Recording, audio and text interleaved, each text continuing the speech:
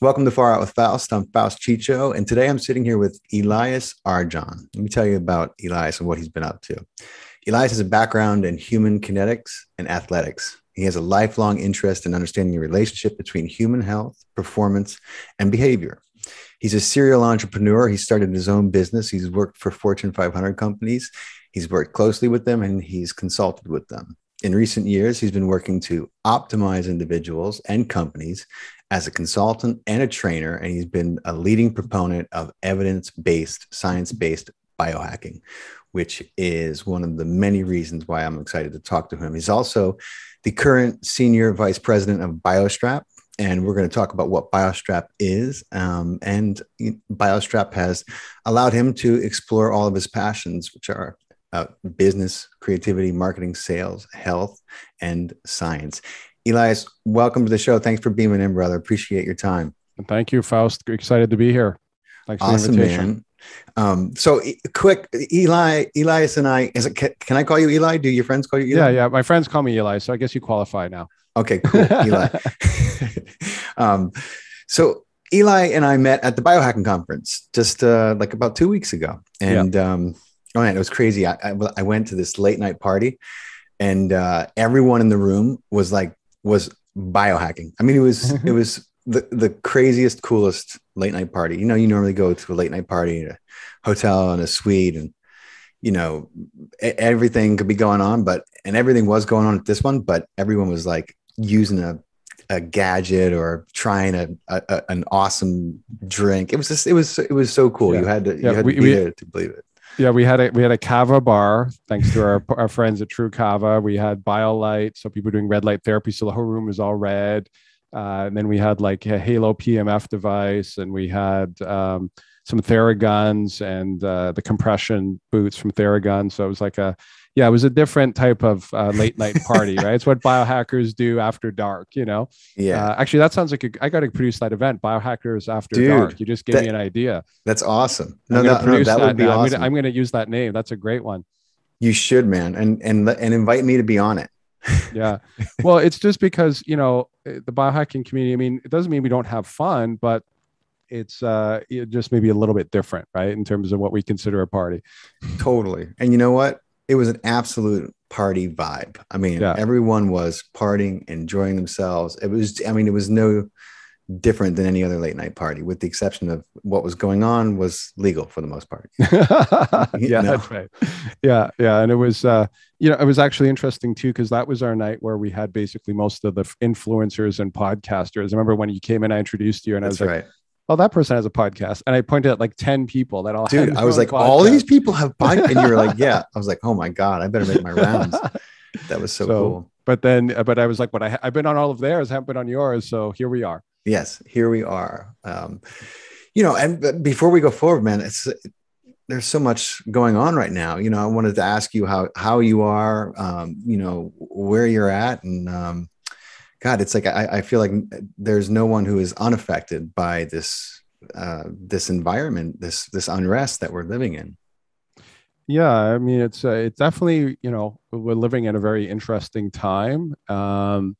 And I think we're living in a period where it's like multiple crises kind of overlaid on top of each other, right? So, I mean, any given day, you know, one of those crises rise to the top. And so one day you could end up reading a headline around, you know, something around sort of a climate disaster happening. And then the next day it's around a health disaster that's happening. And the next day it's around civil or social unrest. And then the next thing is around supply chains. We can't get products to people, and, you know, it's a commercial problem. And, you know, definitely though, that's part of the news cycle. I mean, I think it's been pointed out by a lot of people too. There's a lot of good going on in the world. And I think one of the challenges I felt over the last 18 months was, if you're not exposed to the positive in the world, like all that's being pumped in is this negativity, right? So like going to a conference, and, you know, before the biohacking conference, I was at the World Peptide Congress, and there was like about a couple hundred of the top functional medicine doctors in the world that are trying to be on the cutting edge of healing their patients and really giving people the opportunity to recover from, very difficult health conditions. And, Right. That's not on the front of the page of the news, is it? Like we have ways to kind of heal people. We have ways that can really transform people's health. We have a whole era of cellular medicine that's opening up, precision medicine with DNA, the extreme possibilities of biohacking, and longevity. There's people saying that today, there's a lot of people, thought leaders saying that today someone is alive who is going to live beyond 150. Yeah. Right. So that's definitely not the top of the news cycle. Right. No, it's not. And, I've spoken a lot on this podcast to many, many different people in many different industries about why that is. But I think we have a general idea of why it is. We are living in a society that has found a way to monetize the shit out of, not clickbait necessarily, but strong headlines that create and inspire a sense of excitement and outrage in people, right? I mean, like that's what they go for, and they know it works, so they're gonna keep pressing that button. Yeah, in my intro, you mentioned human behavior, so there is an aspect of that on the human behavior side that's quite fascinating, because if you think about it, all humans have a very similar sort of design in terms of how we perceive the world, how we perceive reality, and how you can essentially push our buttons, right? And like you said, there's a system now that is developed. People don't realize once Facebook got funded to a certain level, everything that was designed on that page was designed by neuroscientists. Yeah. I don't know if you even heard about this. There's a company called Dopamine Labs. And what they do is they look at your video game product or your digital product, and they figure out how to maximize the dopamine stimulation with your digital product so that you get your viewers as addicted as possible to your digital product. They're not mincing any words at all. And that's literally what the name of the company is. It's called Dopamine Labs. You can look it up. These, and then what happened was once that got injected into the system through companies like Facebook and Google and these other guys, then all of the mainstream media had to try to compete. And so what did they do? They were forced to play on the same playing field. And that's kind of part of what got us into this position we are now, where you have everybody ramped up on their dopamine. You have everyone in a state of amygdala hijack, which I don't know if you've heard that term, where absolutely, you're in such a state of fight or flight that whatever is the trigger of the moment, suddenly people go rabbit at the mouth. And we are really experiencing an era of probably the most intense tribalism since we built modern civilization. Like since we left our hunter-gatherer lifestyles and started to form cities and city-states and countries and modern civilization, which, is literally going over the past 2,500 years. We are really returned to this sort of extreme tribalism, reactive state. We're just doing it now behind our screens. And it's kind of crazy to witness this because it happened very quickly. It feels like it culminated quickly, right? It was always, it was like ever boiling and simmering behind the scenes. And, I think it really started, God, it feels like to me, but then again, that was kind of like the beginning of my independent adult life, around 9/11, right? But there was that brief moment when everyone was together, of course, because that was a very obviously impactful and incredible moment in time when 9/11 happened, especially in New York City where I am. But I feel like after it didn't take long after that, people, the divide between the two parties became very ferocious, right? I mean, they hated Bush. They hated Bush.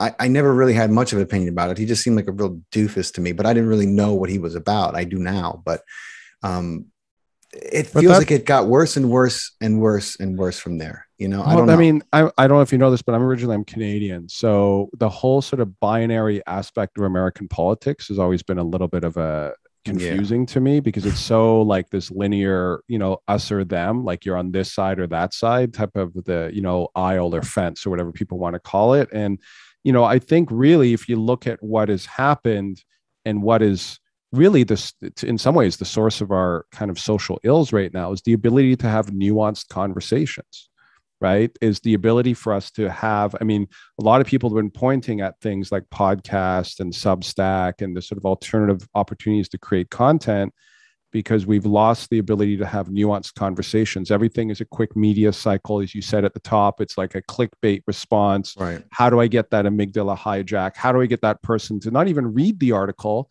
but react and share it? That's right. Just the headline is all you need. Just the headline. The headline and the first paragraph have to get the response where the person reacts and shares it. And probably 90% of the people who share the article don't read the thing to the end. No, no, they don't.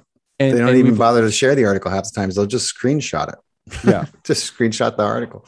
And so, the ability to have sort of nuanced human conversations where we kind of examine things carefully and we deal with all of the analysis, and then we kind of try to even negotiate towards a middle ground or to an even position between two groups. It seems to have evaporated. And I'm really hopeful, though, that we can find our way back from that, because, I feel that, I mean, I be quite honest. I mean, maybe this even brings us into health, but, I think one of the reasons why people are also so ramped up is I've just noticed in my own life, when you are eating the wrong food, right, it affects your microbiome, and it affects your microbiome, which then feeds messages to your brain. And people don't realize really quite how powerful that gut-brain axis is. And, when you are not at your best physiologically, your cognitive function is severely repressed. And, absolutely, we're in an era where,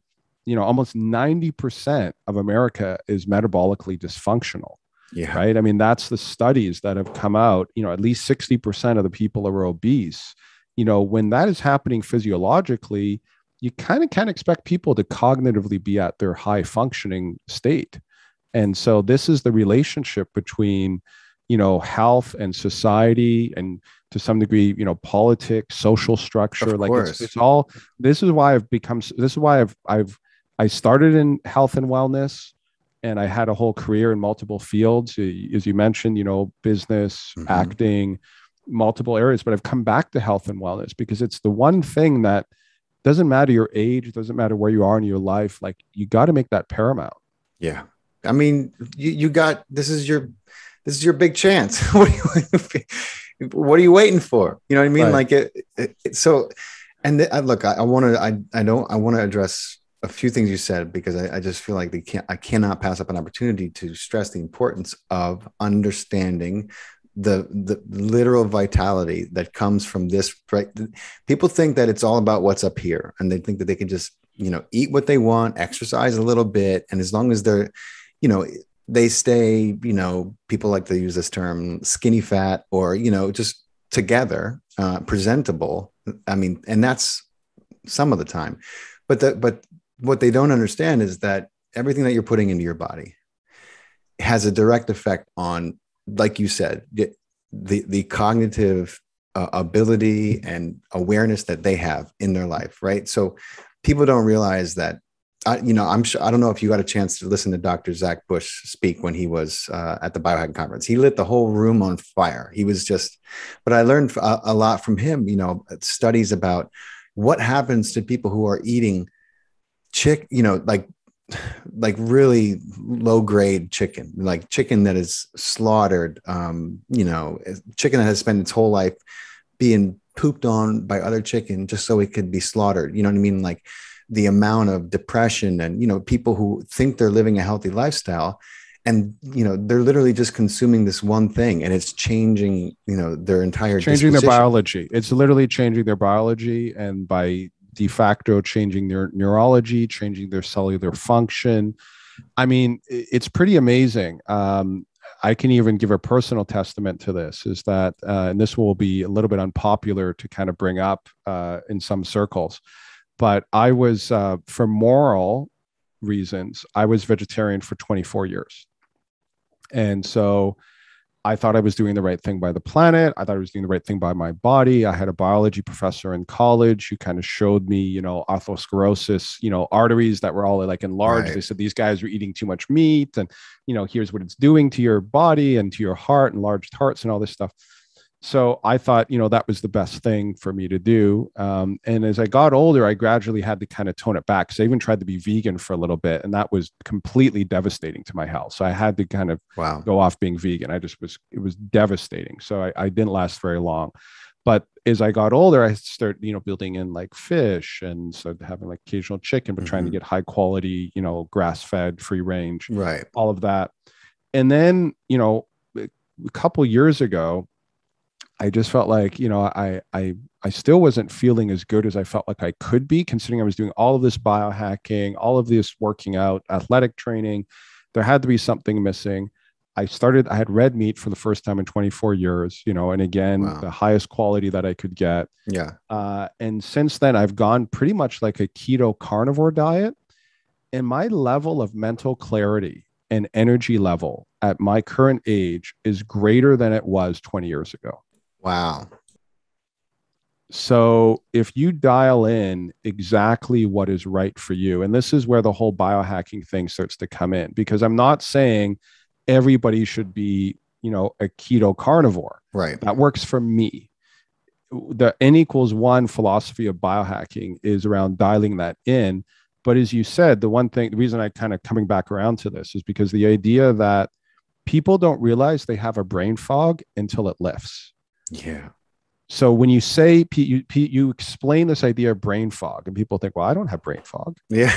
I don't think I have brain fog. But you don't know. You actually don't know until it lifts, because it's almost as if like, you dial in something in your health, and then it's all of a sudden as if like a curtain is lifted on reality, and you're suddenly seeing everything more clearly.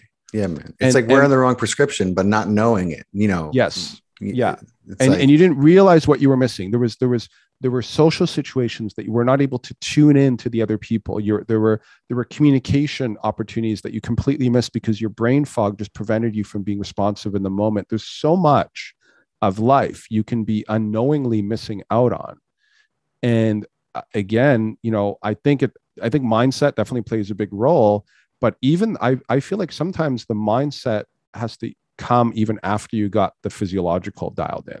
So that's why it's so important to me, because if you got the physiology dialed in, then you can start working on, what is your mental attitude? How do you focus? How do you, improve your cognitive abilities? But again, I find I actually rarely have seen instances of people who were extremely high functioning intellectually who were just incredibly unhealthy physically. I have not seen those two things kind of correlate. I could just be my lack of experience. I'm sure there's some people who do, but I definitely see a correlation there.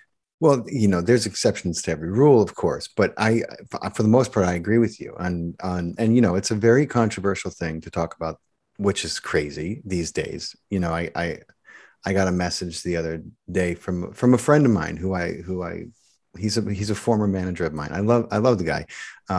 He's Italian American. He's older than I am, but he said something to me about something I posted, because it was referring to the state of health and the level of obesity that we're finding, in people today compared to the 70s. And he's older than I am. And he wisely said to me, he's like, yo, people were fat in the 70s too. And I was like, no, I know. I understand that that the 70s had people who were overweight. I wasn't trying to say that's not the case. I was merely pointing out that, we are overlooking a huge opportunity that this situation has brought to us to focus on actual health.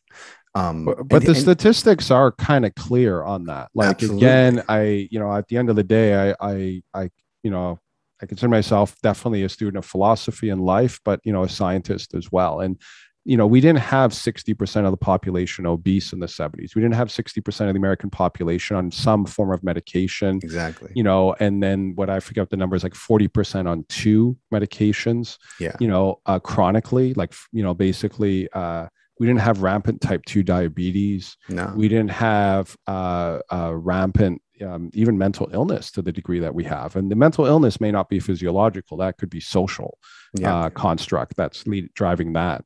But we definitely didn't have this level of dis-ease in our society, in our individuals in society. Now, again, there's a lot of other factors. We could talk about the population growth and all of these other things that fed into that. But ultimately, at the end of the day, we have to admit to ourselves, whoever has been in charge of our health up until now has failed. Let's just be honest about that. Like, if these are the outcomes, right? So if I work for a company and on my watch, everything in the company falls apart, I would get fired, right? Like, they would be like, these people. No doubt about it. Yeah. Like, your job is to say, I don't know, protect these 20 cats, right?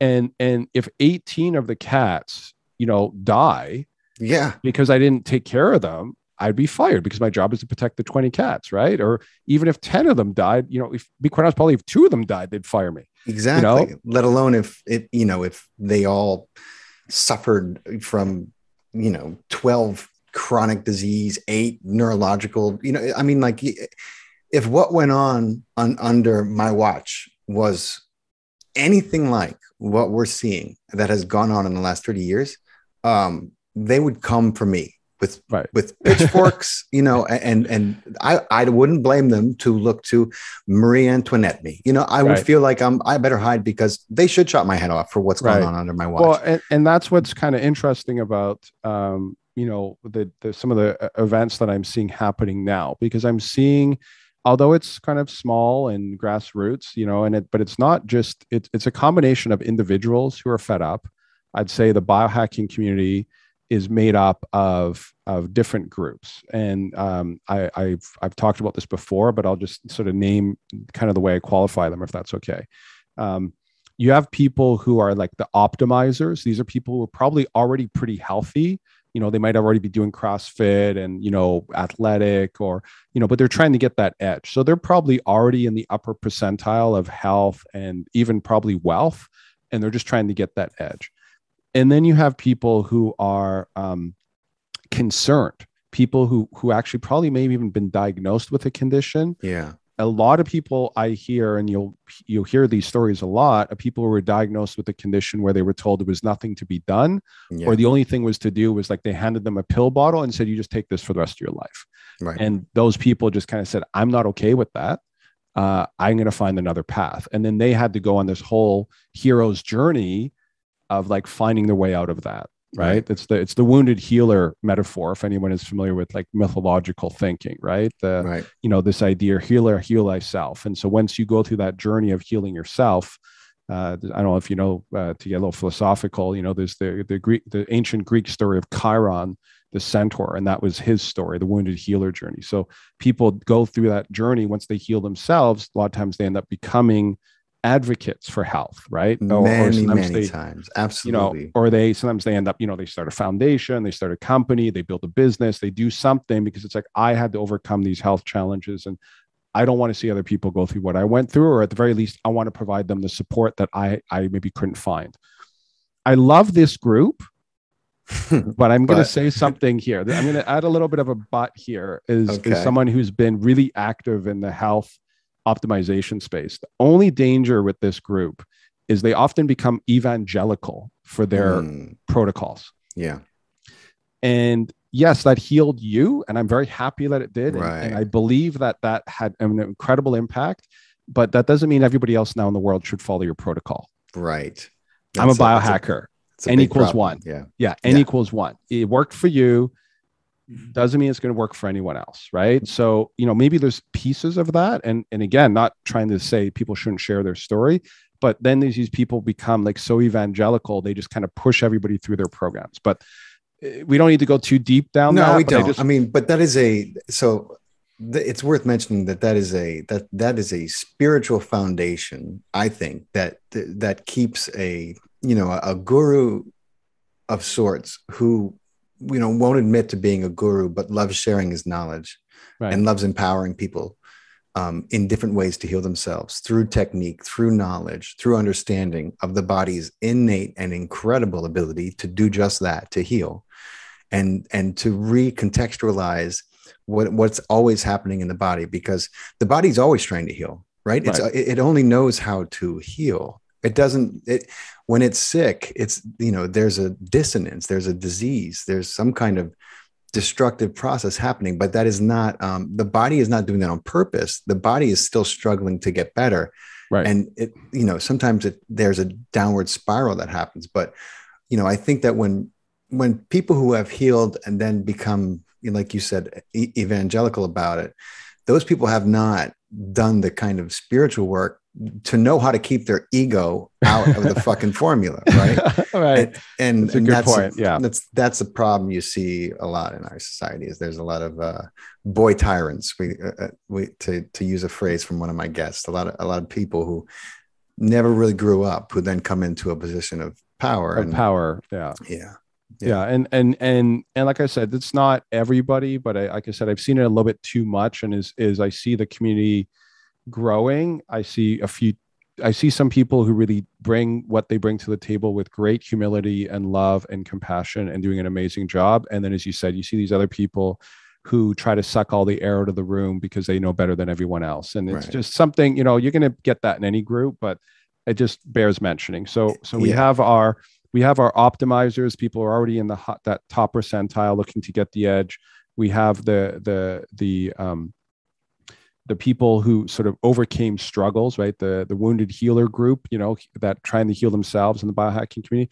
And then we have this other group that is just kind of, I think, where the future actually of longevity medicine and biohacking is to some degree, is these people who are just kind of concerned around maybe aging more gracefully, or just managing their health a little more gently, or starting to look around at the world and say, I don't think the system is really serving my needs. And I don't know if you're familiar with the idea of the innovation adaptation curve, like that bell curve of how movements sort of grow over time. Have you ever seen that curve? I don't think I've seen the specific curve you're talking about, but I have an idea. Yeah. So basically you have this group, it's kind of this idea that everything goes through. So every concept goes through these sorts of cycles. A lot of times it's referred to like a business, like I work in wearables, for example. So it could be like the adoption of wearable technology. So at the beginning, you have a group of innovators, right? These are the people who absolutely want to be on the cutting edge. And as soon as it's not the cutting edge, they're out.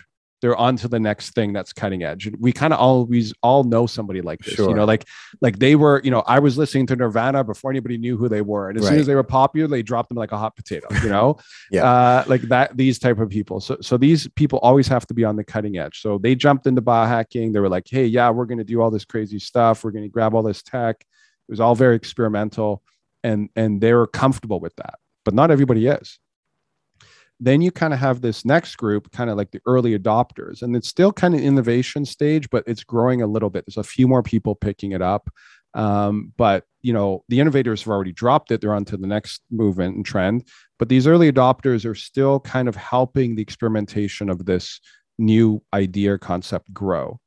Then you have this sort of chasm where, and this is where it's really difficult because it goes from being novel and exciting to needing to prove itself and prove that it has value. And because that's the chasm is when you want to get to the early majority. Right. That's when you get more people picking up on this and it starts to kind of grow exponentially.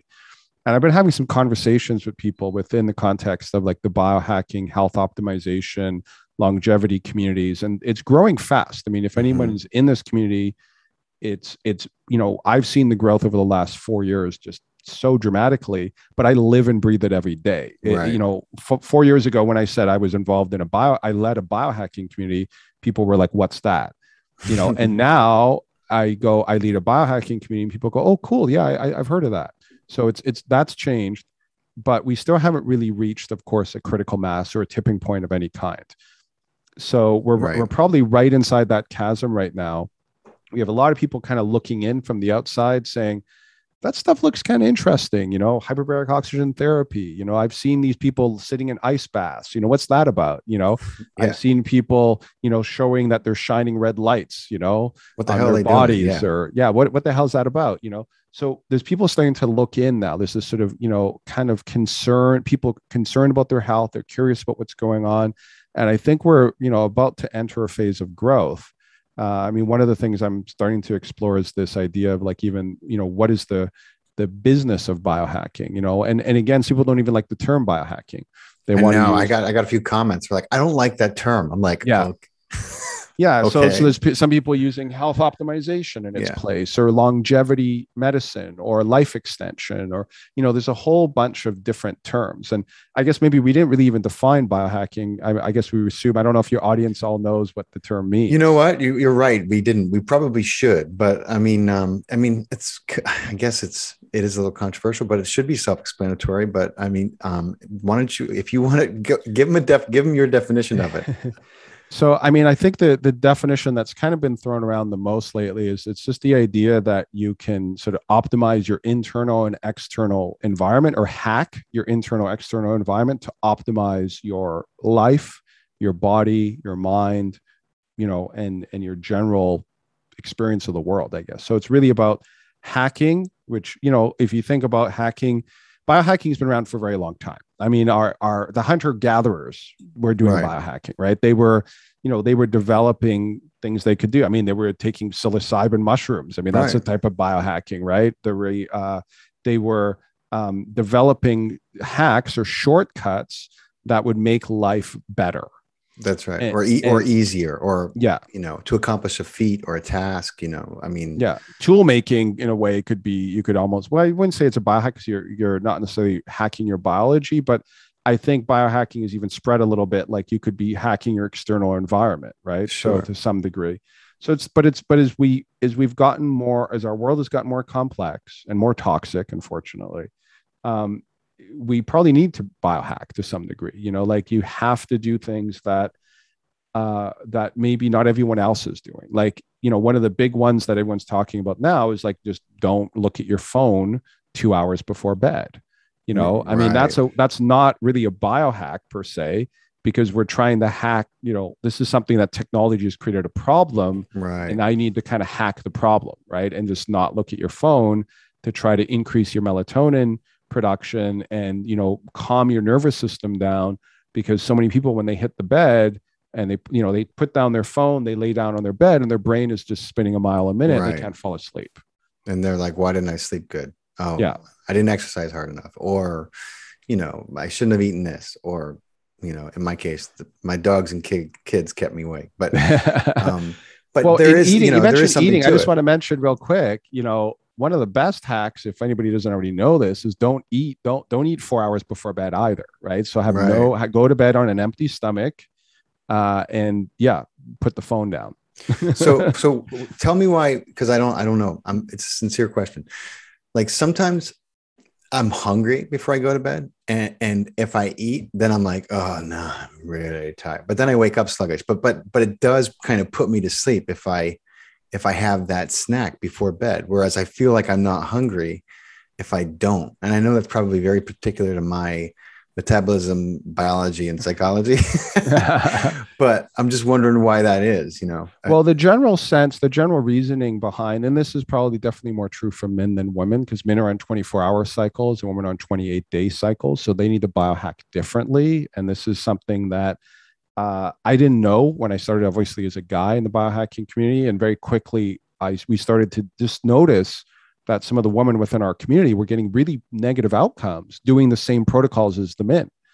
And then I was fortunate. I asked a couple women to kind of help me organize an event around this. We very early on here in LA, we organized an event around women's biohacking. Unfortunately, it's kind of blossomed a lot.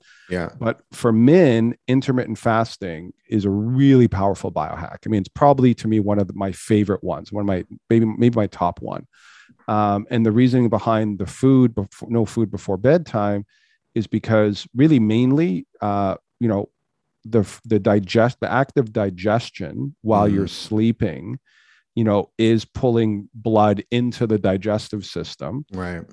It's it's kind of changing the way you're supposed to actually go into a state of recovery while you're sleeping. Yeah. Now, if you're finding that a snack at a certain period before bed does help you, I mean, that could be true for your physiology. Like I wouldn't say for everyone to do this. I would say, I'm a scientist, right? Experiment, right? You know, and that's also why I work with Biostrap, because how do you experiment with your sleep?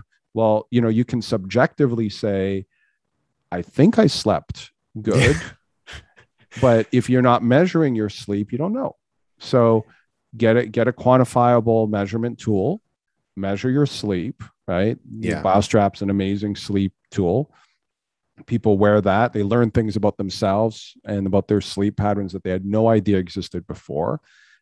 Go, you know, a couple nights where you have the snack and a couple nights when you don't, and look at what your metrics are, and you'll know. I already know the metrics. I know it. I've been in denial about it for years, but I know the metrics with it, and I don't have a Biostrap yet. But for everyone who's, and it's that I know that when I don't have the snack, I wake up and I have energy. I feel rested. Whenever I have the snack, even on a day I can sleep in, which is very few and far between, I wake up and I'm like, I got to like grog my way through the morning, and then I grog my way into my workout, and I get it, I get into it. But on days when I don't have that snack, I'm like a hummingbird out of bed. Right. It's amazing. Moving real quick. Yeah. So, yeah. I mean, that cyclical window of eating, to turn your body into be dual adapted. I mean, at the top, we started talking about society a little bit. And I heard a podcast where somebody said something I just thought was incredibly profound. They kind of almost said it as a throwaway.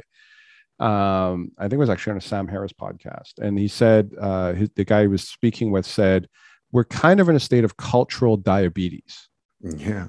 And he said, we've gotten too comfortable in fat as a society. And so, because we've just been able to like consume too much and had it too easy. And so, and I found that just fascinating. And again, like you said, it's kind of thing you're not supposed to say maybe. Right. But again, I mean, I'm not saying everybody needs to have 6-pack abs. By no means is that something I'm implying. You can have whatever body shape is right for you to be healthy. Right. So just want to clarify that. It's and you can be, some people just do carry a little bit more tissue on their body, and that's okay too. No issue there. In fact, I think when humans are I think actually humans look, be quite honest, from a physiological standpoint, look good at different shapes and everything. But the fact remains that the measurement, the way I would quantify that, is around metabolic flexibility and anti-fragility, right? So, yeah, are you familiar with the term anti-fragile? No, I was just about to ask you. No, I was about. It's one of my favorite terms. I think if I had to pick something other than biohacking, I would say like my goal is not to be a biohacker, but to create a environment for myself where I become anti-fragile. And so anti-fragile is this kind of idea, I think even like the Marines, kind of call it like being harder to kill. You know what I mean? So at the extreme, that's what it is. It's like you throw, think about what the Marines or the Navy SEALs learn and train to do. Like they throw them into the most hostile environment, and they have to operate at a peak level of performance. They do things they have training to calm their nervous system down, to optimize their physical performance so that they, at the moment's notice, they can dive into a freezing cold ocean and hold their breath and all of these things, right? So they are the pinnacle of anti-fragility. Right. Not saying we all need to become a Navy SEAL, but if you are anti-fragile, you're not going to be as concerned around illness or sickness or because that your body is going to respond to stressors, and also too, you've also trained yourself so that when that guy cuts you off in traffic, you're not sticking your head out the window and screaming like a freaking maniac with an amygdala hijack. Yeah. You're kind of saying, oh, and you just take a breath, calm the nervous system down, count to 3, do whatever you to do, because you know when that energy is coming up in the body, and you've trained yourself to recognize it and not eat it, but know how to essentially manage your own physiology and your mind and your mental state to a high degree. Yeah. And that to me is power. Look, that is a very, I mean, I would call it as, I mean, some people are, maybe some people are very blessed with this. You know, they had great parents, they had great training and patience growing up, and they know how to control that when it comes up. I was, and the son of a rageaholic, and I had rage in me from the time I was 2. I only know that. Oh my God, if I could find this video, it would be a miracle. Because somebody took I have a twin brother, identical twin brother. And somebody took this old 8-track video I found of us. And I'm walking around with my birthday card, like literally a toddler. And somebody took my birthday card. And I tried to attack my cousin. Like, it was crazy. I was like, oh my God, look, I'm like losing my shit. I'm 2 years old. I'm 2 years Right. old, and I'm flipping out on my poor cousin. And I tried to bite her. I was like, Jesus, if I saw that in my children, I would look for a priest. I was like, Right. What, you know, so I think some people who have a propensity for it, but also what you're talking about is a very spiritual kind of foundation and technique. And, you know, some people don't know how to handle that when it comes up, and therefore they don't know what to do with fear when they're hit with it. Right. So like the two things go both ways. I'm not saying that, look, I've reacted in situations where I've been like, man, what was that? What were you thinking? What were you doing? But that's again the amygdala hijack, right? There's a part of our brain that is always there on the lookout for threats. And it's very hard in situations of extreme stress or extreme perceived danger. Now, that amygdala was programmed to go into hijack things if you were attacked by an enemy tribe or a wild, you know, animal that was about to eat you. It doesn't recognize the difference between that and, you know, your boss. You're going to miss your flight, you know, or you're going to miss your flight, or that guy cut you off in traffic, or whatever it is. It's like, as far as your amygdala is concerned, this is a threat to your survival. Right. It's imminent, it's ever present, and I have to react. So if you don't actually undergo some type of training and don't actually invest, and you know, you can call that a spiritual practice if some people prefer to use that term. You know, I have spent a lot of my life exploring different sort of spiritual traditions, but you don't have to, you know, like, I mean, I spent time in a Buddhist monasteries, and that maybe is the place I learned the most about this, was this idea of, you know, I really felt like, especially anyone who spent time with the Tibetan Buddhists, you know, they're very much into kind of Buddhism is all about self-regulation, right? To some degree, it's all about self-regulation, self-control. And the Tibetans also merged it with another tradition, and they also brought in a lot of kind of gratitude and prayer and other aspects to it. But, you know, at its core, the idea, and that's why I think mindfulness now has become a thing that's like mainstream, that has nothing to do with any religion. It's a beautiful thing. Is because that's part of what that is how do we calm the nervous system down so we're not just a walking bundle of nerves, reactionary, you know, nervous systems attacking each other. And like I said, I mean, sometimes it feels like you look out in the world and that's kind of all that's going on. But, you know, it's a lot of what's going on, unfortunately. Hopefully we can maybe start to recognize this a little bit more. I mean, maybe there's enough mindfulness apps that will calm down. I don't know. we're working on more of those too. But my God, I hope so. Because, you know, I mean, look, I see this. You see the systems in place, and you see how fucking terrible they are. I mean, they just don't work. They're faulty on every level, and in many ways, some of them were put in place to fail, and that's a whole nother conversation that we don't, you know. But okay, but here's even in that, I want to point at something that I think is definitely a silver lining. This has always been around. Everything we're seeing, everything we're talking about, everything people are upset about has always been there. There's always been racism, right? Unfortunately, right? There's always been a group of people who want to control other people. I mean, we had pharaohs, we had kings, We had all these groups of people. If the pharaohs, you think if the pharaohs had access to infinite surveillance technology in people's cell phones, they would have used it? Of course they would have. You're right. The king wanted to be a monarch that controlled, Genghis Khan, Alexander the Great, wanted to conquer the world. Yeah. Right. There's always been this thing happening. It's true. It's just that now we have the ability to see it in a way. So maybe this is a good thing. Maybe we're just becoming conscious collectively, because of the proliferation of technology and communication systems. Like now, I mean, if that guy beat that guy up on a corner, nobody would have known before. But everybody has a camera that can stream to the world in their pocket.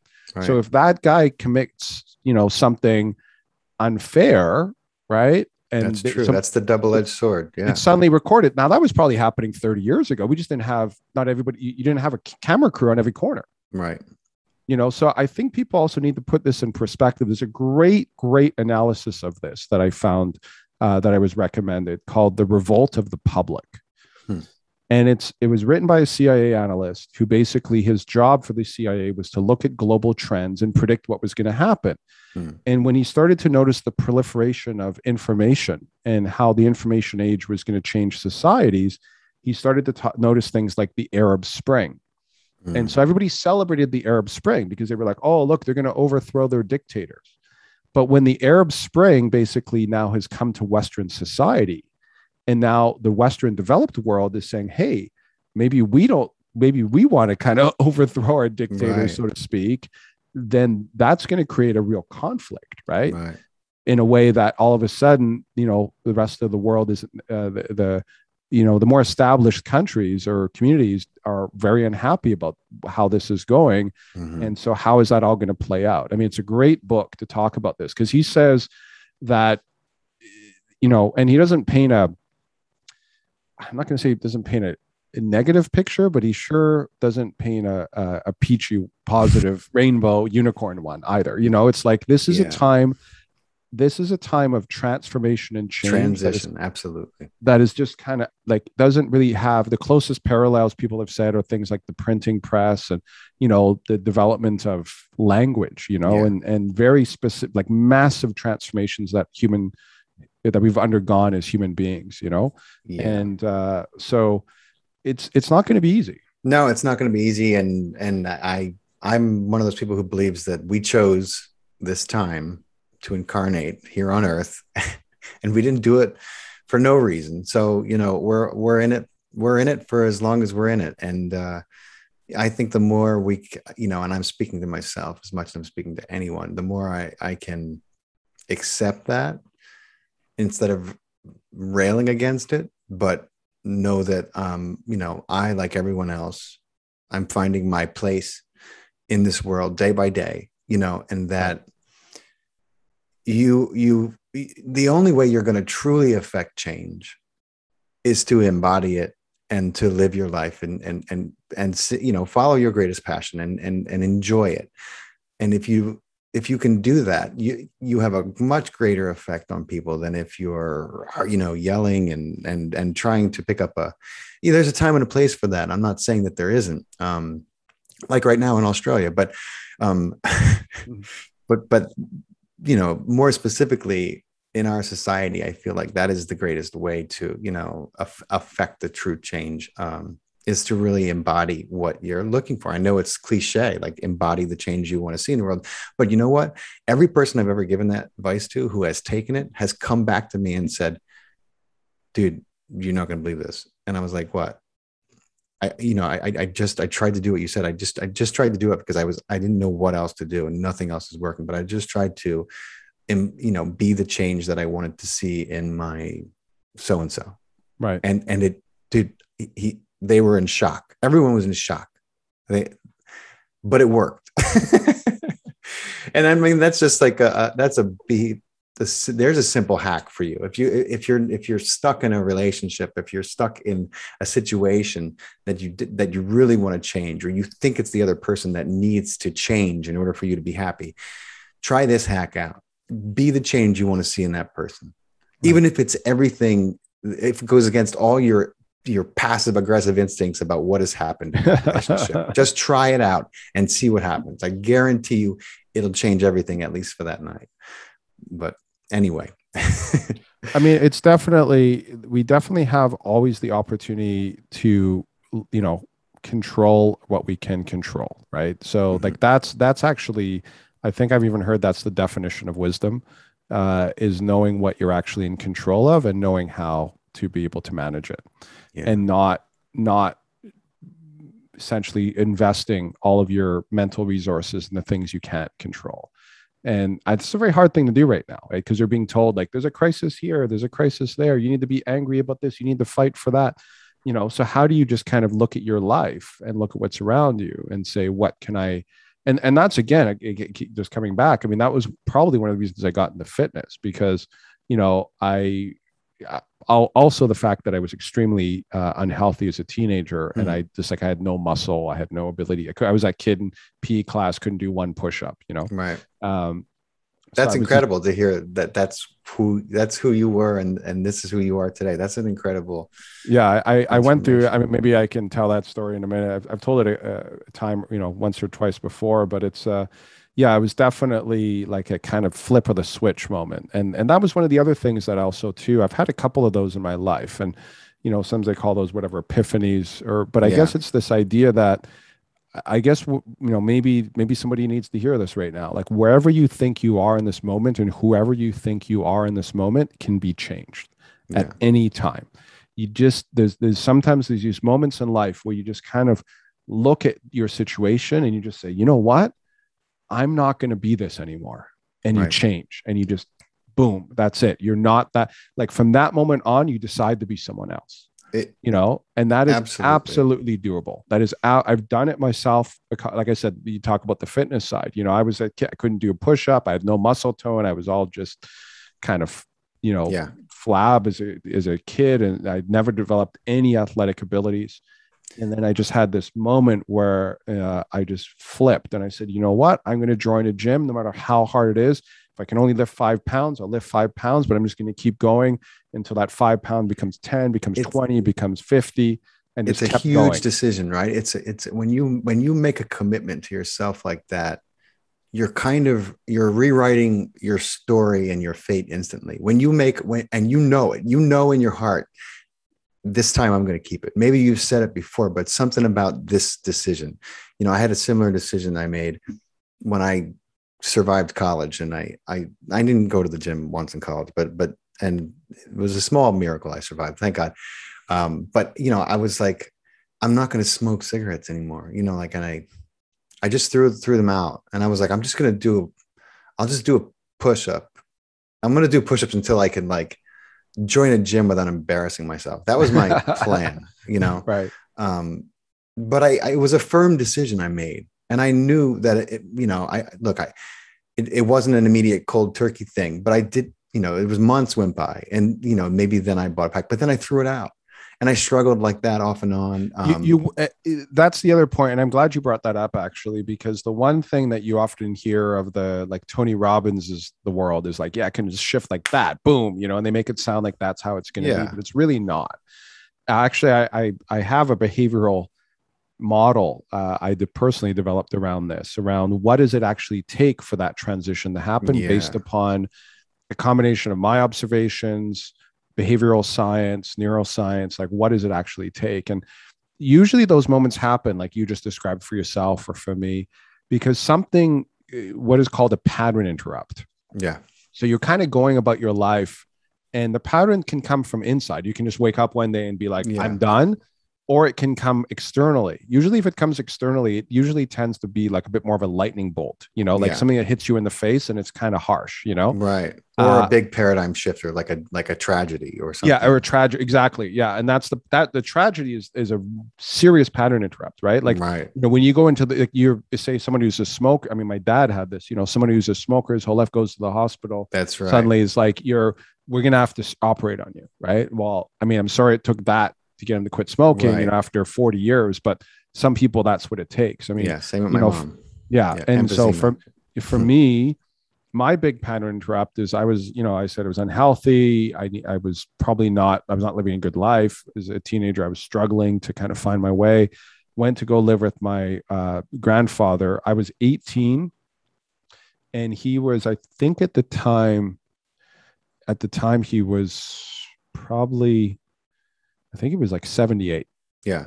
Did you just want to get out of your parents' house? What made you go live with your grandfather? Kind of, I needed to get out of where I was. I needed to go. So Yeah. I went to the equivalent of it was, I was in Canada. So I went to the equivalent of like Northern Alberta, which would be like the equivalent of going to, I don't know, some small town in like Iowa would be like the equivalent of where I suddenly went. So I went from like a big city to there. And he's kind of an old school farmer. It's like, if you're going to live under my house, you're going to follow my rules. So he, one day, he didn't have a farm, he just had a house, but one day he's like, we're going to go do chores today, and again, I was not healthy. So next thing I know, he's got me like cutting hedges and mowing the lawn and fixing the car and doing all this stuff. And then he goes out and it's like, he told me we're going to change the tires on the truck to winter tires. So he jacks up the truck, takes off one of the bolts and says, okay, remove the rest of the bolts and put the new tire on. Never changed a tire in my life, but I was a city boy, so I'm there and I'm trying to turn the bolts and there's all these, and then all of a sudden one of the bolts I can't get off. I literally was jumping on it with all of my weight and I couldn't turn it. And I went to him, I said, this one's stuck. There's no way we're going to get it off. And he looks at me and he looks at the thing. He just takes his hand and he goes, pop, with one arm. Yeah. And pops the bolt open. Wow. And I looked at his arms and he was like 78. So his arms had that like steel cable, like you could see the muscles through his like, older skin. Right. But he had what they call old man strength, and he just popped that with one arm. And I looked at him and I said, this guy is 60 years older than me. There was your moment. Yeah. And I can't keep up with him cardiovascularly. I have none of his strength. That is ridiculous that I can't, that this is where I am. Wow. And he became kind of my model to this day, that you can be 78. He lived to 92. You can be 78 and be that healthy. That's awesome. Yeah. So that was my like pattern interrupt when I realized, and this is part of what you need. You need a pattern interrupt, and then you need a model that proves that change is possible. Right? That applies to you. Like those are really key. They are key. And then, that's the biggest problem is it can be a Herculean task for some people to try to change habits, because there's so many underlying things that are putting those habits in place that even if they make that commitment, the physiological, the neurological, hill to overcome is one they often don't make it to the top of. And that's for a lot of reasons. But if you don't know those reasons, right, and you don't know how to put something in place that is going to allow you to climb that hill each and every step of the way and get you over the hump, because you got to get over the hump, right? Yeah, you got to get to a point where your brain starts rewiring with the new behavior, because it's like you got to uncouple the neurons and the relationships and the belief system and everything that has you in that existing behavior. You got to have some time to uncouple that psychologically and neurologically, and then start to form new pathways. Right. And that's once those new pathways are formed, they still need to be fostered, but that sometimes is the hardest part, making that transition. It is, especially when you're dealing with addiction and addictive, behaviors and drugs. And we're all addicted to some degree. Of course. We're addiction machines. We are. Just ask the dopamine company. Yeah, just ask the dopamine company. Exactly. I dare anybody to go, put their phone, go away from your phone for 5 days, right? Yeah. Like people can't go 5 minutes. Or try taking the phone off one of those 4-year-olds you see with it at dinner. Watch what happens to them. Yeah. Right. My God, you want to see how powerful they are? Yeah. That's the really scary one, because now these kids that are coming up their brains are wired into those iPads. Like you just see all these kids sitting there, and like you said, they come into the restaurant and they just drop the iPad in front of their 2-year-old, and the kid just sits there for 2 hours while all the adults are talking, and the kid's on the iPad. And nobody even has to pay attention to this kid, right? No. The kid just sits there on the iPad for 2 hours and doesn't say a thing. but they don't realize the damage. So I've had a few people on who are really trying to champion this and get awareness out to parents who care enough to and do some. I mean, there's any number of things you can do, but bring a coloring book. You can have a dinner that you don't need. I mean, I know it's very convenient to just put that in the kids' hands, and then you can literally have like an intimate dinner with your spouse that maybe you haven't had in months or maybe years. But when you do that consistently, the neurological processing unit of this child is being thrown out of whack. The pleasure centers on this child are being reset to a limit that you are not going to be able to overcome. I don't care what playground you take them to. I don't care what sport you put in front of them. You are going to have a very hard time getting them to have fun and be anything but bored ridiculousness. Like if you continue to put their pleasure centers up there, like my son this morning, he got up early because he thought that it was raining. And so he thought, we had a long discussion about this because I wanted him to understand how his brain was functioning. If it was sunny out, he would have slept. I would have had to wake him up 1,500 times because he thought it was raining. He thought that instead of taking I take a scooter to school with him.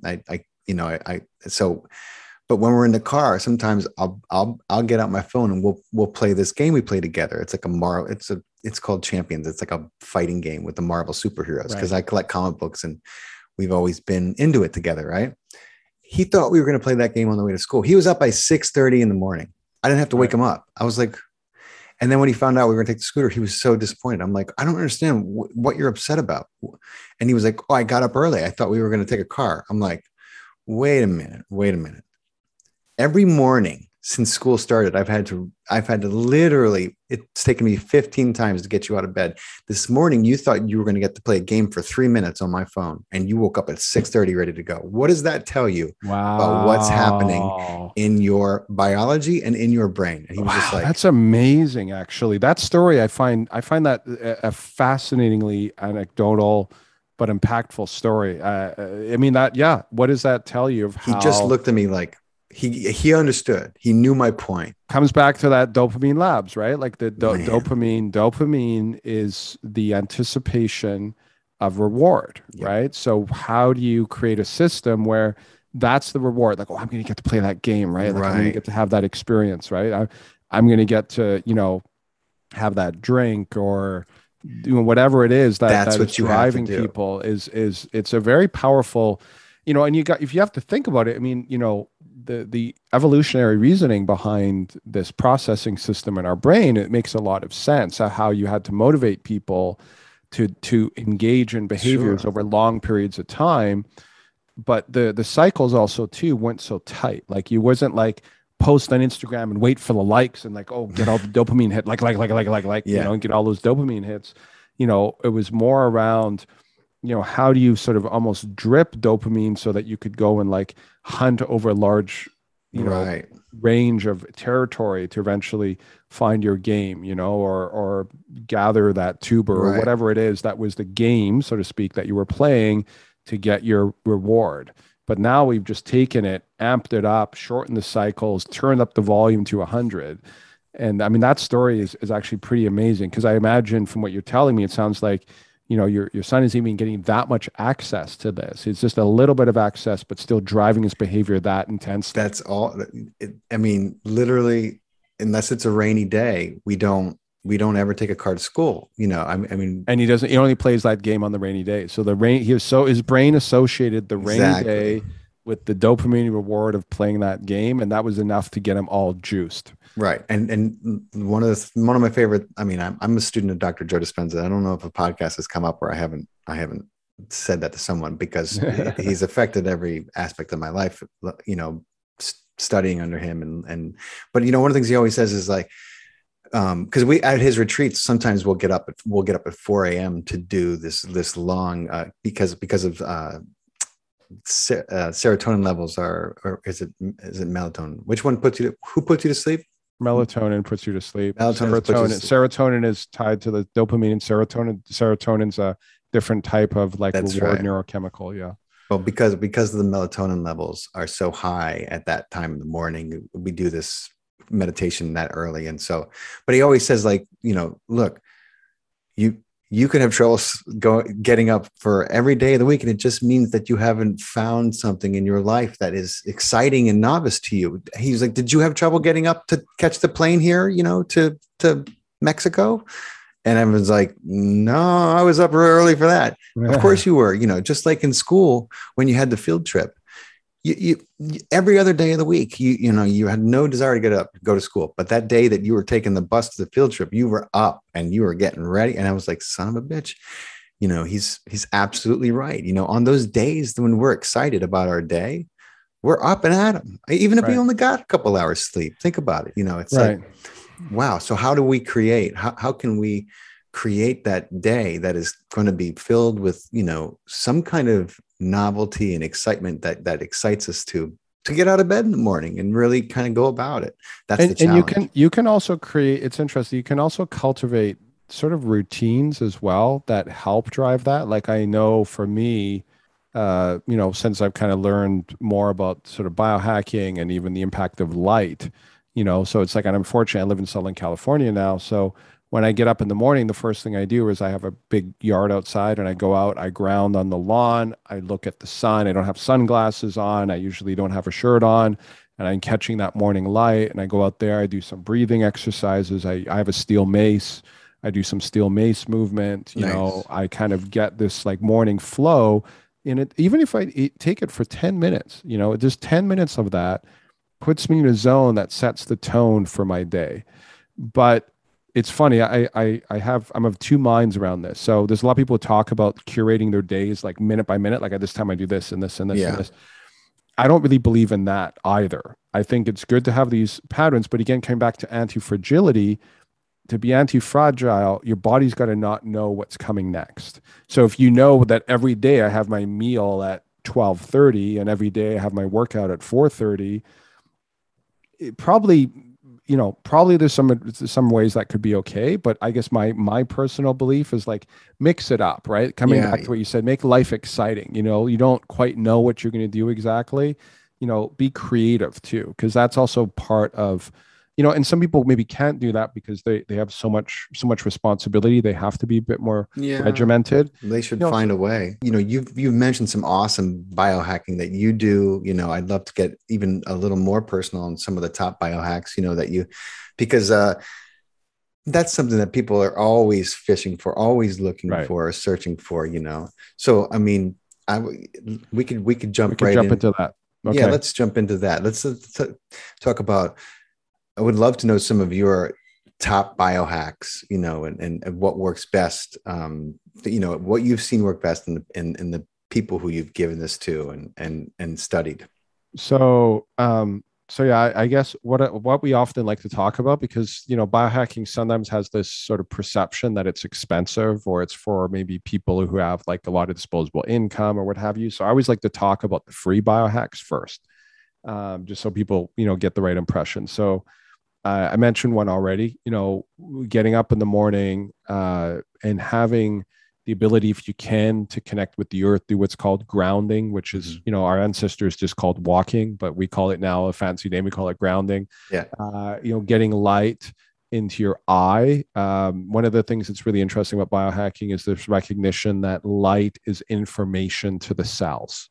That's right. Very interesting idea that I don't think I got in my biology training in college, but it's there. It's just that we've become really aware of this. And so that's why there's all this concern about blue light and artificial light. So obviously sunlight is really powerful. If you get access to sun as much as you can, a lot of biohackers have stopped wearing sunglasses. Yeah. Because you want to get that light into your eye. It actually is programming your brain and your physiology through the naked eye. Mm-hmm. So, I mean, I'm not saying never wear sunglasses. I do occasionally wear them myself, maybe while driving sometimes, just to prevent the glare, or if I'm on a paddleboard for hours in the afternoon, just to prevent the glare. But be aware of your relationship with light. And that's something, get as much natural light as you can. Get on the earth barefoot as much as you can. Yeah. And then for people who live in the city, there are some amazing, there's a few sites, like I live in New York City. So finding soil or Right. ground, besides going to Central Park is a challenge for me. I can't always do that with all the responsibilities I have. But, there's, what was the, Dr. Zach Bush, he recommended one, I want to say, it's probably the biggest and one of the most prominent ones. I don't know if you remember the name Yeah, of the there's a book. couple different ones. I'll be quite honest. I'm a bit more of a skeptic about all of those, to be quite honest, Oh, really? about the Yeah. plug-in grounding things for the homes that are supposed to go to the grounding wire in the earth. I guess you also don't even know how well wired your building is. There's Yeah. a lot of concerns there, but I understand. Yeah, if you're a real urban dweller, it becomes a bit more challenging. Mm-hmm. But you can definitely still do your best. And to be quite honest, even if you have to, just get barefoot. Even on Yeah. as best you can, try to kind of get that. I realize that's not one that's available for everybody. Yeah. But most I people, I think, yeah. Yeah, most people have access to it. Sometimes you don't, but there's other things you can do. So if you need to mitigate that, get your son, your cold showers in the morning. That's another Yeah. way to kind of shock the system in a good way that makes you more anti-fragile. There's other things. If you're missing one piece of this, you can always fill it with another. Right. Right. You can do breath work to sort of ground your body. That doesn't cost anything, practicing, doing something with breath Can work. you quickly tell everyone what a cold shower does to the body, the cascade of things that happen in the Right. body? So basically what happens, we have, the fight or flight or rest and digest aspects of our autonomic nervous system. So two branches of our autonomic nervous system. And when we kind of activate, especially there's no real proof around this, but I kind of almost believe that if you kind of activate that intentionally, when you're kind of consciously making a decision to really put yourself in a sympathetic state, like Right. get in a nice and bath. you're safe. You're safe. Right. So it's like you have to actually start to wire this almost like there's a cognitive dissonance because your body is saying, oh my God, we're in freezing water. This is a bad thing. And then you're doing this breath work to try to kind of calm the nervous system down at the same time. So you're kind of creating this relationship with your nervous system where you're kind of regulating. You're starting to become more self-regulating. It's again tied into that anti-fragile. And as you mentioned, when you do that, there's really a cascade of neurochemicals and it's amazing what happens. Yeah, and also too, the cold does something for mitochondria, right? So if everybody knows, mitochondria are the energy centers of the cell, and so there's a lot. If you look at longevity medicine, most of longevity medicine is really mitochondrial medicine. It's about how do we optimize the mitochondria, and so when you do, what happens is the mitochondria is producing heat, right? That's why, a calorie is a measure of heat. Right. So when the mitochondria gets killed, basically it's like the mitochondria goes, oh my God, this is so cold. I can't produce heat. I give up. And the mitochondria dies. Doesn't mean that you run out of mitochondria. It means now another mitochondria will step up kind of the new one to take over that responsibility. So you essentially are creating a mitochondrial death it's like killing your weakest mitochondria, so the strongest will now survive and make your overall cellular functioning improved. Right. And a lot of the reason why we potentially age, and there's a lot of science and research going on around this, is essentially the mitochondrial dysfunction. So if you can continually optimize your mitochondria through a lot of different methods, there's supplements now that people are looking at, cold showers and cold baths, cryotherapy, all that cold therapy is really, really stimulating. Speaking of anti-fragile, Wim Hof. Yes. I don't know if you can get more anti-fragile than Wim him. Hof. Yeah. I mean, this guy walked up Everest barefoot and shorts, right? In his freaking underwear. I mean, this dude, zone. Yeah. He is the definition of anti-fragile, and he lives by this. If you look at him, he's not this guy who's this big ripped dude with six-pack abs and all this stuff. It's for him, it's all about mental determination, focus, and self-management, self-regulation. Right. Like he's an amazing figure. I mean, absolutely the poster child of what we're talking about here. Yeah, absolutely. And his whole thing is about making peace with that cold, right? So he's transformed the lives of so many people with that. Absolutely. So that's he's become a master of his body, and he's learned how to physically change what's going on in his body with his mind. He's become so good at that by overcoming the cold. You know, I've seen videos of this guy, like he's like, and then the scientists injected him like with the flu and with all, and they're just like, you see them talking, they're like, this it just hits his bloodstream and dies. Like Right. like they can't believe it. Like, you know, he's like impervious.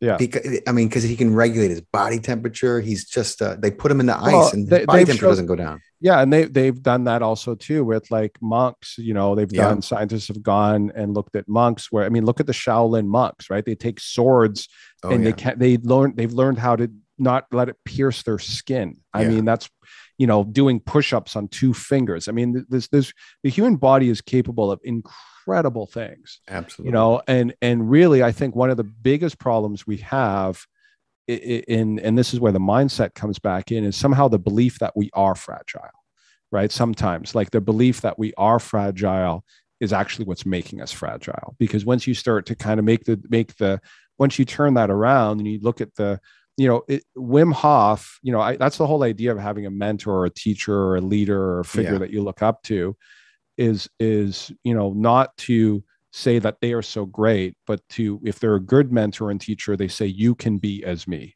Absolutely. Right. That's the ultimate, you know, that's sort of the ultimate guru, not the one that tells you how to be, but the one that shows you the path that you yourself want to emulate. Right. And so, you know, so that's kind of, I think, where it feels like that statement bring us back full circle. That summarizes biohacking, and then maybe where we can go as a society too is maybe find the best in humanity. It comes back to what you said before, and become that, right? Look at what you can do for yourself. But again, like I said, that's why I feel like biohacking is still important, because you need to get your physiology optimized before you can achieve all those other things. It becomes really difficult to do it without it. Absolutely. You know, and it's a loop. I think once you realize that the nourishment, that this whole thing is one, right? And the problem with a lot of what's happening inside today is we look at things as this individual, whatever it is to be addressed or to be treated. And we don't look at the integrated whole of a system, right? And so we suffer because of it. I think whenever that happens, it's inevitable that we're missing something, right? Because things are always interconnected, and biohacking is always going to be part and parcel with you know, wholeness and health. I think because you have this one body, right? I mean, literally, this personality that you are right now has this one body. So why wouldn't you want to optimize it and see what happens when you do? I mean, you have no idea what you're capable of. It doesn't matter your age. It doesn't matter your sex. It doesn't matter your race, your gender, none of it. It's all there for you to experiment with. So why wouldn't you want to look into it? I mean, Eli, you were just kind enough to give people a bunch of stuff they can do and just try to see how it makes them feel, whether they believe it or not, because on the off chance that it improves their quality of life, why wouldn't you give it a try? You know, well, I don't understand. And one of the things one of my new hacks that I love sharing is this idea of like micro breaks or micro workouts. Because a lot of us are on this environment now where we're on like Zoom calls all day, and we're sitting in the chair and we're doing computer work. So I've started to say, like, just get away from the computer for 3 minutes. I'm not 3 minutes an hour, you know, like a few minutes, 3 to 5 minutes an hour. Get up, stand up, go also for your eyes, look at something at a distance, right? Do some air squats, do some push-ups, right? Do some jumping jacks, do some breath work. Anything, just anything to just sort of reset your nervous system so you don't end up just sitting there in a chair for 6 to 8 hours a day. You know, just really start to build in this, set the alarm on your phone to go off every 45 minutes or something if you can, or when you're between those Zoom calls and you have a quick break, go and do something. I have like kettlebells Yeah. and ball, in my gym. I built you see here my home office, but like my gym is right here. Right. So I can get up, get away from my computer, do Move a couple around. kettlebell swings and come back and be on my next call. It And makes a it takes a huge minute. difference. Takes a Absolutely. minute. And I just thought of another one that I could share. It's a 4-minute workout. If you do right. it 3 times a day, it will change your life. It's ironically, it's probably Dr. Zach Bush's most popular video on YouTube. Right. Is his 4-minute workout. And man, talk about biohacking, talk about science and diagnostics. You got to see what doing this 4-minute workout. I'm telling you, it's simple. You won't even break a sweat. Right. But it gets all the right things going in the body. And it's just enough to change your metabolic rate. Even if you work at an office job, if they still have office jobs these days, you take 4 minutes out of the day. All you need is enough space to spread your arms. And I'm telling you, 3 times a day, I don't care who you are, it will change your life. Just read the science behind it and all the tests that they did with people just doing this 4 minutes a day, twice, 3 times a day. It will change everything for you. I keep thinking, I've been sending it to a friend of mine who's, he's got a few kids and he's still busy with work. It's hard for him to get to the gym, and he used to go to the gym all the time. But I'm like, dude, just try this and see what happens. Don't underestimate the power of, air squats or push-ups or body weight exercises or breath work. Like all these things are, we're all right there. I mean, you don't have to say, oh, I don't have time to make it to the gym today. It's like, no, you just had time to, you could even, while you're watching TV, do some stretching, like whatever it is, just start to weave into your life the opportunity to be conscious of things, even things about body position. How are you breathing? All of these things that you can start to kind of become aware of, and how you're sitting, maybe take some training. Some of it takes some training, but and that's actually one other thing too that I think I would say I bring up, and I think is not brought up very often, is don't do this alone. Yeah. You find a mentor, find a coach, find a friend, find a partner. Like, you're not going to be able to do all of this, especially if you're trying to kind of lift yourself out of a place where you haven't been doing what's good for you or healthy for you. Don't think you're just going to wake up one day and become a different person and change your life without some support. None of us can do that. We're social beings. We're tribal creatures. We need others. We need reinforcement. This is why I created a biohacking community. It was because I wanted people to come together. And a lot of times, one of the biggest things we had when we were doing live events is people said, all my friends and family think I'm a nut job because I have this red light therapy and I'm wearing my blue blocking glasses and I'm doing Wim Hof breathing, and they just think I'm nuts, and it's so great to be in a room full of 50 other nuts God. who think like me.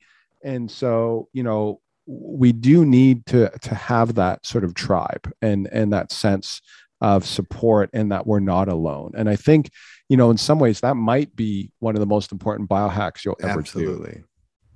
Absolutely. And definitely not, spoken about enough. Most people just say, here, do this breath work exercise, do this, go listen to this seminar or this workshop. But, find people that you can do that with. Find people that can motivate you, that aren't just an influencer on YouTube, but somebody that you can actually have a real relationship with.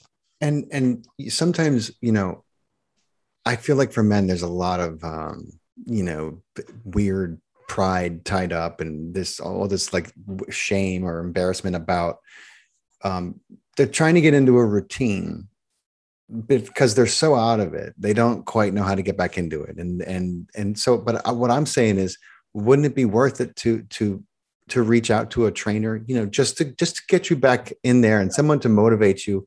You know what I mean? Like even the simplest thing sometimes could be the best solution, like I stumbled into a free boxing class about 7 years ago. Right.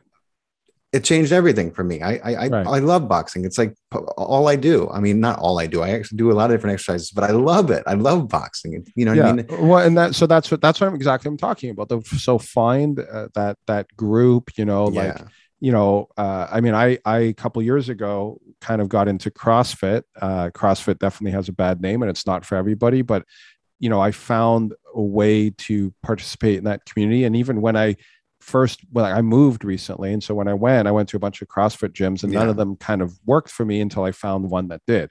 And then I like going there because, there's enough kind of community, but it's also like kind of also have my own space at the same time, but everyone's nice enough. Like you got to find the place that fits for you, I guess is what I'm saying.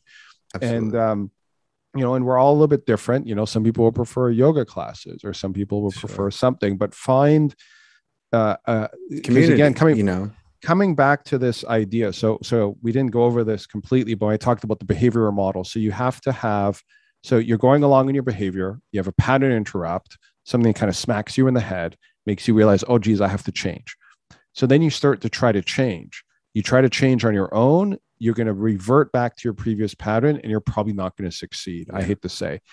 After that pattern interrupt, you realize you need to make a change. And then you need to find some system of reinforcement that typically is going to come from outside of you. Yep. So that's your coach, that's your gym, that's your yoga class, that's your community, that's your, you and your best friend make a contest where you're going to do it. It can even be YouTube, where you say, I'm going to do the 100 push-up challenge. I'm going to do 1 push-up a day and keep increasing it by 1 until I get to 100. Even if you just join that community on Facebook and do that with them and talk, do it before and after. Do it before and after. Use social media for something productive. All of those things could be pathways to what I'm talking about, but you need some way to break your previous pattern and then get the new pattern reinforced until you develop a new. That's right. Then you build the foundation until it's so solid that you don't ever have to worry about it coming down, unless it's a conscious choice that you make to take it down and build something new. That's the biggest thing. And then once you get into that new pattern, it becomes, especially when it comes to things like exercise, it becomes very addictive. They talk about the runner's high, and, definitely when I go to a CrossFit, there's a type of like endorphin hit that I get from that. And, that's just incredibly powerful. And so once you get into that, you crave it. It's like, you're like, oh, I gotta go get that. So then it becomes the inverse problem sometimes for people, where you can get even addicted to exercise, right? Totally. Or addicted to fasting or this stuff. And that's, that's the other thing. And fasting, I should just mention, is another biohack. We're kind of weaving around here, but I just want to mention, especially if you're men, intermittent fasting, complete game changer in my life. What's the best way, do you think, to implement that? I mean, for me, I'm on the 18-6, which is 18 hours of fasting and a 6-hour eating window. So if people aren't familiar with this, in the 24-hour cycle. So for example, I won't have my first meal till, pretty much about 1 o'clock. And I will not eat anything after 7 p.m. typically. So then that means from 7 p.m. that night to 1 p.m. the next day, I will not eat any food. I may have like a bit of I would have drinks or tea or whatever that are sugar-free. And then I measure my ketone levels with something called the Biosense, which is a breath sensor ketone meter. Even before this call, to just make sure that my brain was active, I took a sip of ketone aid with some caffeine.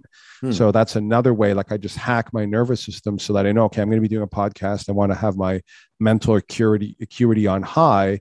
And so I take a little shot of that ketone aid, which is which is basically like exogenous ketone. So it's basically ketones that you can take in a shot, in a liquid format. Oh, cool. And, really just basically puts you in ketosis, but also they can use this to, this is being used and studied to reduce like things like Parkinson's tremors. Yeah.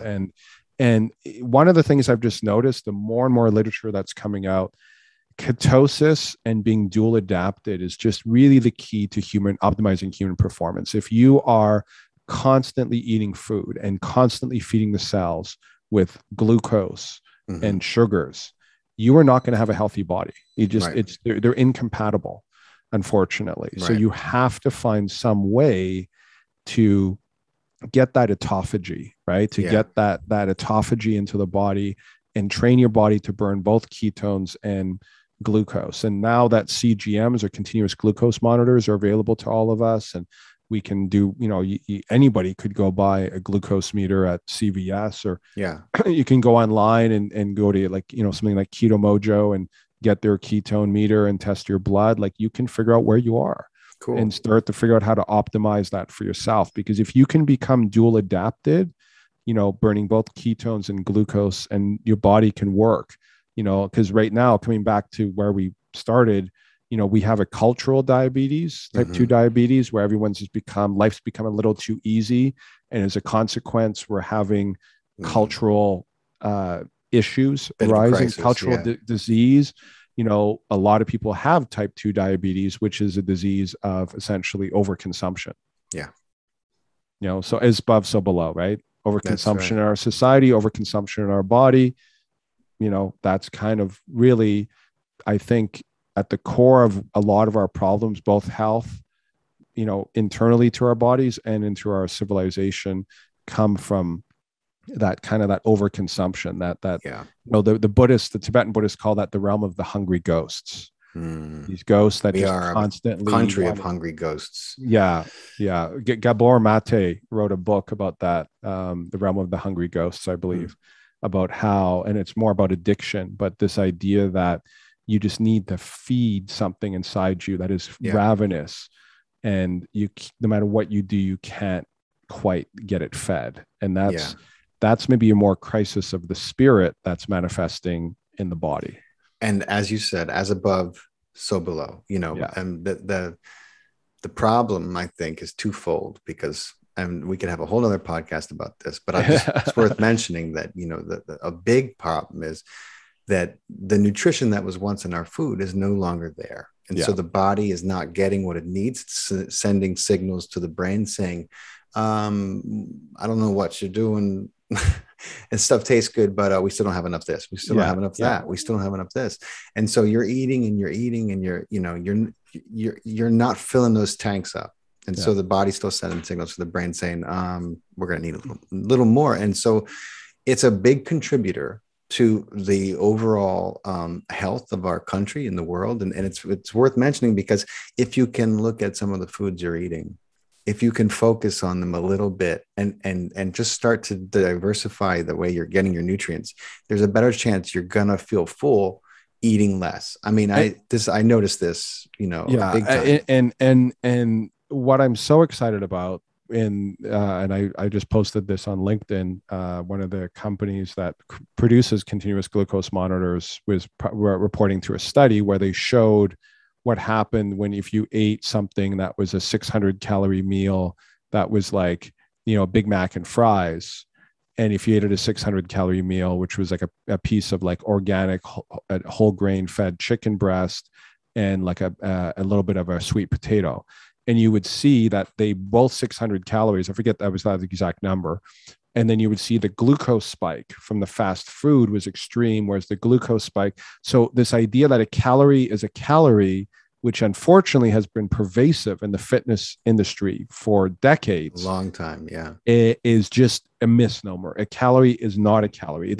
It does matter if you eat 600 calories of junk food or 600 calories of healthy food. You could be a vegetarian, but who lives off, French fries and potato chips and candy bars and call yourself a vegetarian. It's true. Right? It does not mean that you're healthy. Does not mean that you're healthy. So, so there's a lot to unpack, in what this is, but I really hope if anyone is listening to this and if there's anything you can take away, just realize that you have the opportunity to take charge of your own world, both inside and outside. And that's the kind of core essence of biohacking. You are in control. You can control your own internal environment. You can control your external environment, and you can kind of own the outcomes from that. And don't outsource it to the rest of the world. No one else is going to, understand you like you. And if we outsource our health to, the fast food industry and the pharmaceutical industry and all these other, players, we're going to, we actually already see what that is. We're living in it right now, what happens when that is. So, we all have the opportunity to manage our own health, at least At least hopefully we do. Yeah. But we, at least in our community, as biohackers, we're doing a lot of things. And just to be quite honest, one of the things biohackers do like is to some degree taking risks, and Yeah. things like self-experimentation. Um, Oh yeah. it's funny when people are talking about what's going on in the world. I mean, biohackers were talking about using CRISPR to alter their DNA, like in their backyard labs, and Yeah. using mRNA technology to like alter their DNAs to like overcome diseases. And, Right. there's a lot of kind of crazy, tech and, sort of manipulation that we're going to be able to do, that we're going to be able to hack.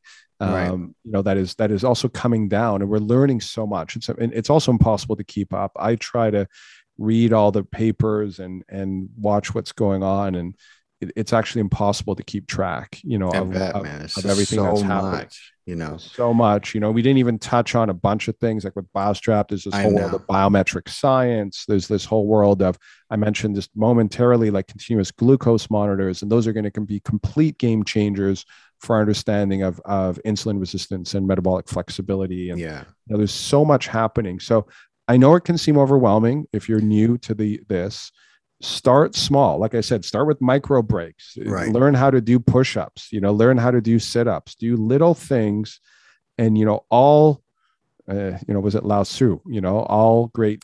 The journey of 1,000 miles begins with one step. That's right. Absolutely. And for everyone interested, if Biostrap, the company that Eli works, well, Eli is one of the people who is running the company, right, Eli? Yeah, I mean, I've been a senior vice president with them for the last 2.5 That's years. right. And so if you want to measure this for yourself, you can go to biostrap.com. Go to biostrap.com. Check it out. It's a It's cloud-based, remote population monitoring platform. It works. Basically, it's a nocturnal device, but you can at least start to see what's happening in your body at night, knowing how important rest and recovery is. We know more than ever that sleep is huge. It's not to be underestimated. And so this is a great new technology. You just put it on at night. It does everything for you. You can check it out. It's called Biostrap. And I wish we had more time to have gotten into it, but I got a feeling that I'm going to talk to Eli again at some point in the future. So we can always we can always have him back on and to talk specifically about Biostrap and maybe some of the other products that he's working on. But sure. I was going to, Eli, you keep answering my questions before I get a chance to ask you. So, I want to give you one last question and opportunity to, I love this question. And someone who has come into such wisdom about the self and about the body as you have, I'm excited to ask you. So if you could whisper into the ear of every person on the planet, and make a suggestion to them that they might be able to take to heart and bring to their life, and I know that, it's very limited because you can only say one thing to them, but if you could whisper something into their ear, what would you say to them? It's funny, I had a couple of things run through my head as you asked me this very quickly, but there's only one that really kind of stands out. I'm not even sure why, but if I could do that and whisper into people, I think maybe it's my feeling of what people need to hear, but I would just say, be gentle with yourself. Yeah. Be gentle with yourself. Because I think right now I think a lot of our suffering right now, maybe this is my Buddhist training, is just a lot of our suffering comes from just not being compassionate enough to ourselves. And I think if we were a bit more compassionate to ourselves, maybe we'd be a bit more empathetic and kinder to the world, because it seems like the world is becoming a little less kind. And, and I think we could all, I think that's not, I don't think that's who humanity is. I actually think people in their core are, want to do the right thing for the most part. There's definitely always probably a percentage of psychopaths out there, but I think most people want to do the right thing. And we just need to be reminded of that on the individual level. Yeah, I agree wholeheartedly, man. And, it's such an important reminder, especially with what's going on. And amygdalas are being hijacked all over the place. And so Yeah. the more gentle we can be with ourselves, either in reaction to that or, to those people or to what's happening, that's a wonderful and profound piece of advice that you gave, to be more gentle with yourself. And that I think will allow you to be more gentle with other people, which is Right. one of the best things we can do. Yeah, that's exactly why I'm saying that, because if we only treat others as we would treat ourselves, right? I think I think that's been said in so many different philosophies, right? So if you're treating other people, if you're yelling at other people, you probably yell at yourself inside. You have a voice inside your head that yells at you like that. And that's why you behave that way. So if you were to eliminate that voice and how you talk to yourself, you wouldn't be talking to the world that way. Absolutely. So, man. So that's hopefully we can all find our way through this together. Hopefully, I think coming together, I think it is a good time to come together as communities. And like I said, find your tribe, find the people that can support you. And as you said earlier, Faust, be the person that other people want to be around and be inspired by. And so you can all inspire each other. So we have great opportunities here. Dial in your health though, because without your, now more than ever. Yeah. Now more than ever, dial in your health, because once you got that dialed in, you become, a lot of other things may fall into place that maybe you didn't even realize, some of the things that you may want in life, whether it's career or in romance or in other areas of your life. I don't know. A lot more confidence to just walk into your future. Absolutely. Yes. I like without that. fear. Confidence to walk into your future. I think that's a great, when you create the mind and physiology with that can exude that confidence and that comfort in your own skin, you can walk into your future. I love that. Beautiful way to end the podcast. Thank you, Eli. It's been a pleasure, man. And I listen, these conversations, they give me great hope. Talking to someone like you, who has, done and seen a little bit of everything, and the wisdom that you bring to these conversations, I learn a lot. I hope everyone who stayed with us this long enjoyed it and learned a lot as well. I appreciate your time and everything you shared, brother. All right. Well, thank you, Faust. It's cool. Happy to be far out here with you. Awesome, most of my other podcasts is just about wearable tech. So I'm glad we went all over the place on this one. We'll do it again sometime, and we'll really go far out next time. Okay. Yeah, absolutely, man. Sounds awesome. Thanks again, Eli. Appreciate it. Thank you. Take care.